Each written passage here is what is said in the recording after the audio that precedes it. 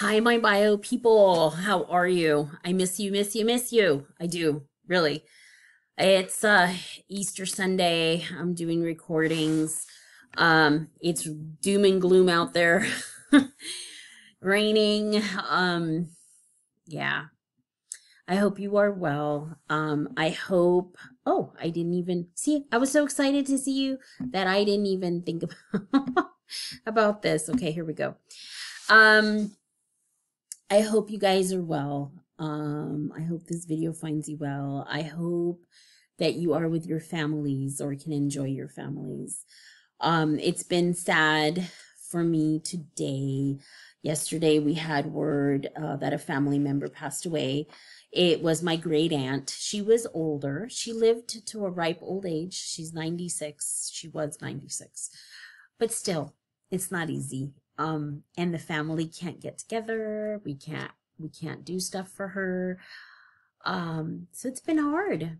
So I hope, please, please, please hug your family, love your family, be with them if you can, and enjoy them. Enjoy every day, because every day is a gift. Okay. All right. Enough of that. Okay. Here we go. You're like, Miss Collins, you're going crazy. Okay. So this is a big chapter, okay? Chapter 13, diabetes, cardiovascular disease, and cancer. The biggies, the big diseases affecting our population, other than coronavirus at the moment, okay?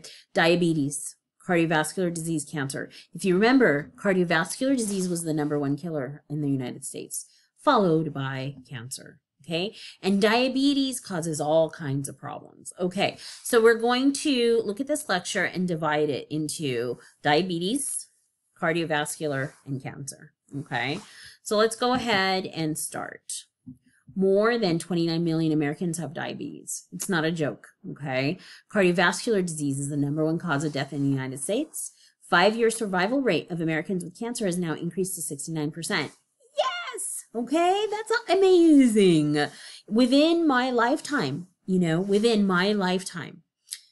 if someone was diagnosed with cancer, it was a death sentence. I mean, look, we're all going to die anyway, right? It's just a matter of when and how, right? But if you want to prolong your life and have a good, healthy life, when I was a kid, if someone was diagnosed with cancer, it was a death sentence. It was goodbye, okay? Now, 69% survival rate. That's amazing. The biggest thing is detection, early detection. Get that tumor out, get those cancerous cells out before they spread, okay? There's an amazing documentary. I'm going to post the link. It's long. It's 6 hours, okay? It's 3 parts, 2 hours, 2 hours, 2 hours, but it's amazing. It's created by Ken Burns, if you've ever heard of Ken Burns, and it's about cancer, the king of all maladies. And what's amazing is he goes through the history, then he goes through present, then he goes to future. Like, what are the future ways in which we're battling cancer? Because 50% of the population will, in their lifetime, will be diagnosed with cancer, okay?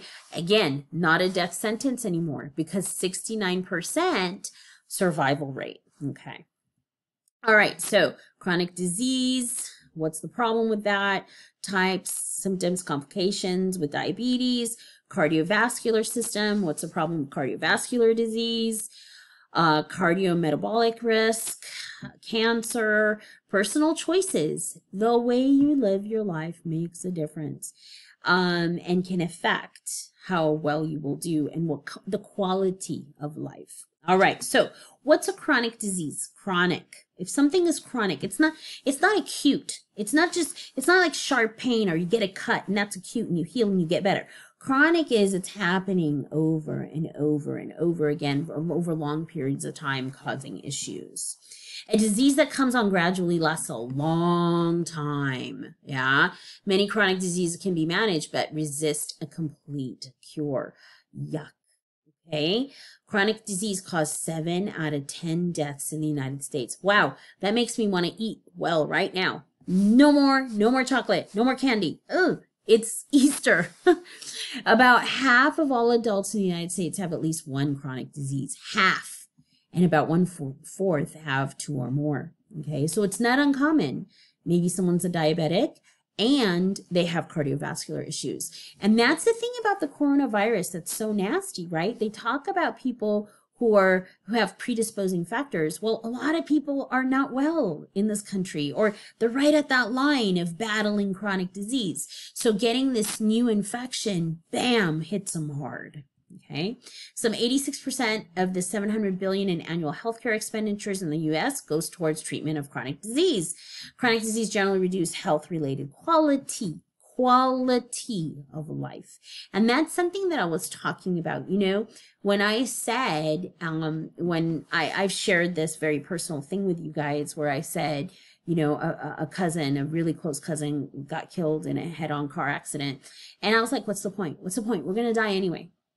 And I don't care about my weight. I don't care about my health. And I went to the doctor, and the doctor said, yes, we're all going to die. But how do you want to live? And boy, did that hit me. Yeah, I think I want to live well. I want to play with my kids. I want to be here for my kids. I want to go on vacations and be able to walk and be able to move, right? So quality of life. So diabetes, cardiovascular disease, cancer share underlying physiological mechanism and risk factors. Oh, let me guess, okay? If I can block that. Let me guess. What do you think the risk factors are? 1, 2, 3, 4. We've already talked about them, okay? Poor nutrition, especially a diet high in saturated trans fats, low fruits and vegetables. That's number 1. 2, lack of physical activity. Exercise is good for you, good for your cardiovascular system, good for your bones, good for your muscles, right? We've talked about this. Tobacco, alcohol consumption. These 4 things, okay, let me see, I'm going, okay. These 4 things are the 4 high-risk factors, increase the likelihood of chronic inflammation, develop chronic disease. So if you have 1, or if you have 2, or if you have 3, or if you have 4, having all 4, oh boy, recipe for disaster. Okay, so now the rest of this is going to be about diabetes. What is it? Okay, usually when you hear about diabetes, what do you think of? Blood sugar levels, blood glucose, yes? And that's what it's about. So you eat your food, digest, right? It has to get absorbed into your blood. Sugar, glucose, okay, gets absorbed into the blood. Sugar is energy for our cells. The sugar has to go from our blood into our cells. And then when it gets to our cells, that's when our cells can break down the sugar for ATP, for energy, okay? That's the whole picture, okay? The problem with diabetes is, for whatever reason, there's different types of diabetes, but the problem with diabetes is people cannot get the sugar to their cells. Okay, and the sugar stays in the blood.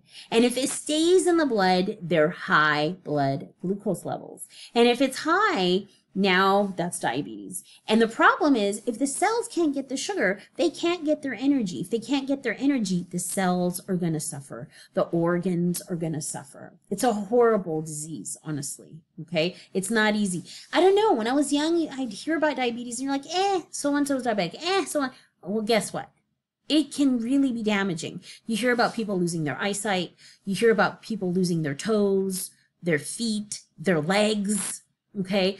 Cardiac issues, renal issues, people going on dialysis because their kidneys shut down. So diabetes is no joke, okay? So diabetes terms, diabetes mellitus, a group of diseases in which the body does not make or use insulin properly, resulting in elevated blood glucose, okay? So insulin is a hormone that helps the glucose go into the cells. Insulin hormone necessary for glucose transport into the cells. Pancreas is an organ that releases insulin. So someone can have type 1, type 2. Type 1 is not as common, okay? And usually it's diagnosed when someone's a child. A form of diabetes that usually begins early in life arises when the pancreas produces insufficient insulin. So it's a problem with the pancreas not releasing insulin. If the insulin's not released, now the blood, the sugar levels can't get into the tissues. Blood sugar must be monitored. Insulin injections are needed. So those people can have insulin injections. They can have insulin pumps. Okay, there's a picture of an insulin pump in your book. Type 2. Type 2 is the one that's becoming a real problem. This is the one that is more common. A form of diabetes that begins insulin resistance, increased demand for insulin. As it progresses, the ability of the pancreas to produce insulin declines. So in this case, the cells start not responding to the insulin properly. Okay, and then the blood glucose levels are high. Hyper, that means high. Hyper, think of I'm hyper, I have a lot of energy. Hyperglycemia, what that's talking about is a lot of sugar in the blood. A persistent state of elevated levels of blood glucose. So this is a beautiful picture. Again, just like always, a picture is worth 1,000 words. So this is normal. This is with type 1. This is with type 2. Let me move myself out of the way here. Okay, so here's blood sugar, okay? Here's the pancreas releasing insulin, and the insulin under normal levels makes the glucose go to the tissues, okay?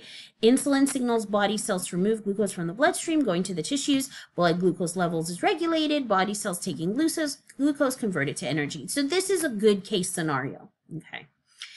Here, type 1. Type 1, something's wrong with the pancreas that's not releasing insulin. If there's no insulin, the sugar stays in the blood and the tissues can't get the sugar. Not good. Glucose accumulates in the blood, causes high blood sugar levels. Body cells lack energy. Nerves, blood vessels are damaged. So not good. Type 2, this is, okay, type 1 again, this is where people can get early on. We're not quite sure, is it autoimmune? Is it they got an infection at a young age? We're not quite sure what's happening. We think it's a combination of things. Here, type 2, everything's normal here. They actually are releasing insulin, but stuff's going on. Beta cells and pancreas produce insulin, but it's ineffective. And the cells are not actually responding. So glucose is unable to enter body effectively. As a result, the cells aren't getting their glucose. So glucose accumulates in the blood, causes high blood glucose levels. Body cells lack energy. Nerves and blood vessels are damaged. So not good. Okay.